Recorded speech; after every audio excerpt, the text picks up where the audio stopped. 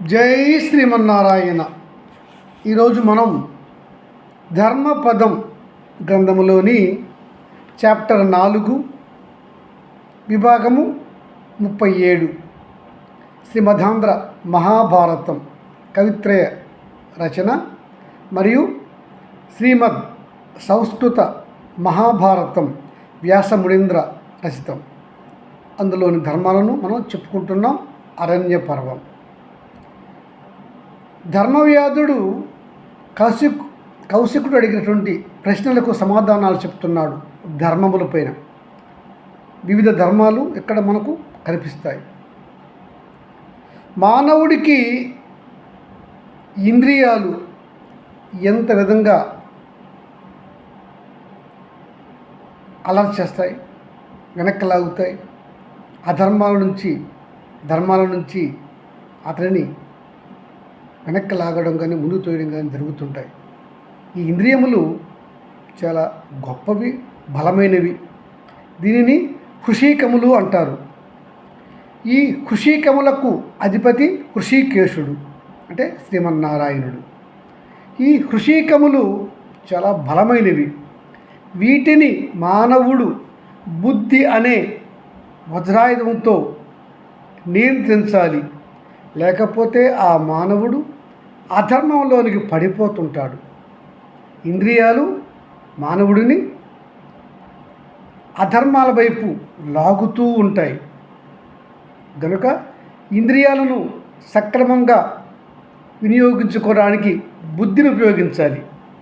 అప్పుడు అతను సత్వ గుణ ప్రధానుడిగా ఉంటాడు అని మనకు భగవద్గీతలో భగవానుడు చెప్పాడు, మహాభారతంలో చెప్పారు, రామాయణంలో కూడా చెప్పారు, ఇతర గ్రంథాల్లో కూడా ఈ హృషీకములు లేదా ఇంద్రియముల గురించి చెప్పుకొచ్చారు. దాని గురించి అడుగుతున్నాడు కౌశికుడు. మహాత్మా, మీరు సర్వధర్మములు తెలిసినటువంటి వారు, మీరు దయించి నాకు ఇంద్రియముల గురించి చెప్పండి. ఇంద్రియములు అంటే ఏమిటి? వాటిని ఎలా మానవుడు అదుపు చేయాలి? అదుపు చేయకుంటే మానవుడు ఎట్టి స్థితికి పోతాడు అనే విషయాలు నాకు ప్రార్థన అని అడిగాడు కౌశికుడు. ధర్మవ్యాధుడు చెప్తున్నాడు, జాగ్రత్తగా వినండి. పుణ్యాత్మ కౌశిక, ఇంద్రియాలకు మూలము మనస్సు. ఇంద్రియార్థములన్నీ కూడా మనస్సుపై ఆధారపడి ఉంటాయి. ఆ మనస్సు కోపతాపాలు, అనవసర కోరికలతో ఉంటే ఆ మనుజుడిని ఆ ఇంద్రియములు అదో పాతాళానికి లాక్కుపోతాయి. అంటే విషయ భోగాల వైపు ఆ మానవుడిని తరలిస్తుంది ఈ ఇంద్రియాలు. అంటే మనస్సు కఠినంగా ఆ ఇంద్రియాలను నియంత్రించకపోతే. ఇంద్రియార్థములు 5. అవి శబ్ద, రూప, రస, గంధము, స్పర్శ. ఈ 5 కూడా ఇంద్రియార్థములు. శబ్దము, రసము, రూపము, స్పర్శ, గంధము. బ్రహ్మణోత్తమ విషయ సుఖాలకు అలవాటు పడిన మనస్సు, దాని మనుజుడు మిక్కుటముగా కోర్కెలకు అనగా కామానికి. కామము అంటే కోర్కెలు.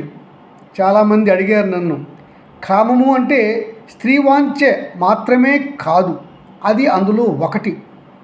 కామము అంటే కోర్కెలు. ప్రతి కోరిక కూడా అతనికి అది ఒక కామమే. కామమునకు అతడు గురి అవుతాడు. కామమునకు గురి అయిన మానవుడు లోపానికి గురవుతాడు. లోపానికి గురి అయిన మానవుడు ఆ పైన దయకు దూరం అవుతాడు. ఆ పైన కోపానికి, క్రోధానికి గురి అయి పాపకార్యాలు చేస్తాడు. అప్పుడు అతనికి గర్వం కూడా హెచ్చుగా ఉంటుంది. అప్పుడు అతనికి కోపము తారాస్థాయికి పోయి క్రోధంగా మారుతుంది. క్రోధము పాపకార్యం. క్రోధము అంటే మనం చెప్పుకున్నాం, అనవసర కోపము క్రోధము, అవసరమైన కోపము ధర్మము. అనవసర కోపం వల్ల క్రోధం వస్తుంది, ఆ క్రోధం వల్ల పాపం జనిస్తుంది. ఇట్లాంటి వారికి అధర్మాలు చేసే చెడ్డవారు మిత్రులుగా ఏర్పడతారు. ఎందుకంటే వారు కూడా అట్లాంటి లక్షణాలతోనే ఉంటారు గనుక. ఈ అధర్మ కార్యాలు చేసే వారికి సజ్జన సాంగత్యము, దేవుడిపైన ఆసక్తి, దైవచింతన, ధర్మచింతన ఉండవు. వీరికి పుణ్యకార్యములు చేయవాలనే ఆలోచన కూడా రాదు. తద్వారా వీరు ధర్మచింతన చేయక ధార్మిక జీవనానికి దూరం అవుతారు. మహాత్మా ఈ ఇంద్రియాలను ఎలా నియంత్రించాలి చెప్ప ప్రార్థన అంటాడు కౌశికుడు. చెప్తున్నాడు ధర్మవ్యాధుడు. ఇంద్రియార్థములను నిగ్రహించాలనుకునే మానవుడు తన బుద్ధితో వాటిని నియంత్రించాలి. అందులో ముఖ్య కార్యములు మాతా పితృ శుశ్రూష, సేవ, ధర్మ కార్యక్రమములు చేయుట, తపస్సు చేయుట, ధ్యానము చేయుట, పతిభక్తితో ఉండుట, సజ్జన సాంగత్యము, మంచివారితో స్నేహం చేయుట, గురువుల సేవ చేయుట. ఇలాంటి సజ్జన కార్యక్రమములు చేయుటానికి అతడు తన మనస్సును వజ్రాయుధము అనే బుద్ధితో అటువైపు మరలించాలి. అంటే అతను మాతాపితల సేవ, గురుసేవ, సజ్జన సాంగత్యము, స్త్రీలైతే పతి సేవ, ఇలాంటి ఉత్తమ కార్యక్రమాలు చేస్తూ బుద్ధిని సన్మార్గం వైపు మరల్చాలి. అప్పుడు ఆ హృషికములు అన్నీ కూడా అతనికి వశమవుతాయి, అతను చెప్పినట్లుగా వింటాయి. లేకుంటే అతను కామం వైపు పరుగులు తీస్తాడు. కామం అంటే కోరికల వైపు పరుగులు తీస్తాడు, అధఃపాతాళానికి పడిపోతాడు. కౌశికుడు ధన్యవాదములు చెప్తూ, మహాత్మా బ్రహ్మ విద్యా ప్రపంచము అనగానేమి, దాని గురించి వినాలనుకుంటున్నాను, దయచేసి చెప్ప ప్రార్థన అంటాడు కౌశికుడు. చెప్తున్నాడు ధర్మవ్యాధుడు. మహాత్మా వినుము, బ్రహ్మ విద్య గురించి చెప్తున్నాను. దీనిని పూర్వము సాంఖ్యయోగముగా చెప్పి ఉన్నారు. ఈ సాంఖ్యయోగము అర్థము చేసుకునుట బహు కష్టతరము. అర్థము చేసుకున్న వారు తప్పగా పుణ్యలోకాలను లేదా ఇంకా గొప్పవారైతే మోక్షాన్ని పొందెదరు. ఈ సాంఖ్యయోగములోని విషయాలే బ్రహ్మ జ్ఞానం, బ్రహ్మలోకం. చెప్తున్నాను వినుము. బ్రహ్మ విద్యలో ఆకాశము, గాలి, నిప్పు, నీరు, నేల అనేవి పంచభూతములు ప్రధానముగా ఉండును.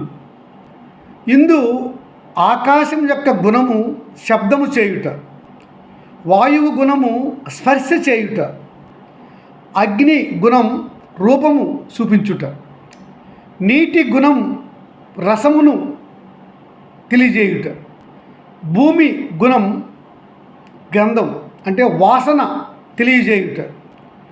ప్రళయకాలములో మహాత్మా ఈ భూమి నీటితో, నీరు అగ్నిలో, అగ్ని వాయువులో, వాయువు ఆకాశములో లయమగును. ఇది సృష్టి రహస్యం. ఓ పుణ్యాత్ముడ కౌశిక మహాశయ, ఇంద్రియాలు, మానవుని యొక్క ఇంద్రియాలు శబ్దాది ఇంద్రియార్థములలో పడి కమ్ముతో అంటే కోరికలతో కొట్టుమిట్టాడుతూ ఆ భోగ సాధనాలకు అలవాటు పడి ఇష్టానుసారముగా నడుస్తూ ఉంటాడు మానవుడు. బుద్ధిమంతుడు మాత్రం తన బుద్ధితో ఈ ఇంద్రియాలను సన్మార్గములో నడిపేట్లు చేసుకోవాలి. దానికి బుద్ధిని ఉపయోగించాలి. అప్పుడు అతను తప్పక సత్వగుణ సంపన్నుడు కాగలడు. మహాత్మా తపస్సు అంటే ఏమిటి అడుగుతున్నాడు. బ్రాహ్మణోత్తమ, తపస్సు అంటే ఒక పనిని ఖచ్చితముగా ఏకాగ్రతతో చేయునది. ఉదాహరణకు మాతాపితరుల సేవ ఒక గొప్ప తపస్సు. భార్య భర్తకు శుశ్రూష చేస్తూ భర్తను అనుగమించుట ఒక గొప్ప తపస్సు. ఒక దేవునికి ప్రార్థిస్తూ అతనిపై ధ్యాసతో ధ్యానిస్తూ చేసేది గొప్ప తపస్సు. జీవహింస చేయకుండా ఉంటాను అని నిర్ణయించుకొని అలా ఉండుట గొప్ప తపస్సు. అసత్యము ఆడను అని నిర్ణయించుకొని అలా రథంతో ఉండుట ఒక గొప్ప తపస్సు. ఇవన్నీ తపస్సులే నాయన. తపస్సులో మనకి వైరాగ్యం కనిపిస్తుంది. తపస్సులో ఉన్నవారు ఇతర విషయాలపై మనస్సు పెట్టరు. వారు చేస్తున్న తపస్సు దీక్ష ఎందే దృష్టి కేంద్రీకరించి ఆ తపస్సును విజయవంతంగా చేస్తారు. తపస్సుతో ఉన్న మహనీయులు సర్వభూతాలను అంటే జీవులను తనలో చూసుకుంటాడు. తనలో సర్వజీవులను చూస్తూ ఉంటాడు. ఆ గొప్పతనం ఆ తపస్సుకు వస్తుంది. తపస్సు అంటే అడవిలో కూర్చొని ముక్కు మూసుకొని ఒక దేవుణ్ణి ప్రార్థిస్తూ చేసే తపస్సు మాత్రమే తపస్సు కాదు. నేను ముందు చెప్పినటువంటి అన్ని తపస్సులు కూడా తపస్సులే నాయన. పూర్వము అనసూయమాత, సావిత్రి మాతలు చేసినవి కూడా పతిసేవతో పతిభక్తితో తపస్సులే. అలాగుననే శ్రీరాముడు మరియు నేడు నేను చేస్తున్న తపస్సు కూడా పితృ మాత సేవ కూడా ఒక తపస్సుయే. హరిశ్చంద్రుడు లాంటి వారు సత్యవ్రతంతో ఉండటం కూడా ఒక తపస్సుయే. బ్రాహ్మణోత్తమ, ఈ శరీరము ఒక రథము, ఇంద్రియాలు ఆ రథానికి పూంచిన గుర్రములు, ఆత్మయే ఆ రథాన్ని నడిపే సారథి. చెలించని పగ్గాలను చేపట్టి ఆ రథానికి ఉన్నటువంటి గుర్రములు అనే ఇంద్రియాలను సరైన మార్గములో నడిపేవాడే ధీరుడు. అతనికి బుద్ధియే మంచి జ్ఞానంగా ఉపయోగపడుతుంది. ఆ బుద్ధితో అతను ముందుకు సాగాలి. అతడికి ఏదో ఒక తపస్సు ఉండవలెను. ఆ తపస్సు ఏదో ఆయన నిర్ణయించుకోవలసి ఉంటుంది. అతడే యోగిగా మారును. మహాభారతంలో కనిపించే ఈ ధర్మవ్యాధుడు ఒక యోగి. ఇతడు చెప్పిన పై జ్ఞానం అంతా కూడా మనకి బ్రహ్మ విద్య లేదా సాంఖ్యయోగము అనే శాస్త్రంలో కనిపిస్తుంది. దీనిని పూర్వము ప్రజాపతి కర్దమ ప్రజాపతికి దేవహూతిలకు జన్మించినటువంటి మహావిష్ణువు అవతారమైన కపిల మహర్షి చెప్పినది ఈ సాంఖ్యయోగం. మనం ఈ సాంఖ్యయోగం అంటే బ్రహ్మ విద్యను రానున్న పేజీలలో అంటే మహాభారతంలో అనుశాసనిక పర్వంలో విపులంగా చూస్తాం. ఈ బ్రహ్మ విద్య లేదా సాంఖ్యయోగాన్ని వశిష్ఠ మహర్షి సనత్కుమారుడు శివుని చెప్తాడు. శివుడు పార్వతీమాతకు చెప్తాడు. ఇంకా వ్యాసమునుల వారు సుఖయోగికి కూడా చెప్తారు. ఇంకా ఈ సాంఖ్యయోగాన్ని భగవానుడు శ్రీకృష్ణ పరమాత్మ భగవద్గీతలో 2వ అధ్యాయంలో కూడా చెప్తారు. సాంఖ్యయోగము ముక్తికి మార్గము. ఈ సాంఖ్యయోగాన్ని మొట్టమొదటగా తన తల్లికి బోధించాడు కుమారుడు. అతడే కపిల మహర్షి తన తల్లి దేవహూతికి బోధిస్తాడు ఈ సాంఖ్యయోగం భాగవతములో. జై శ్రీమన్నారాయణ.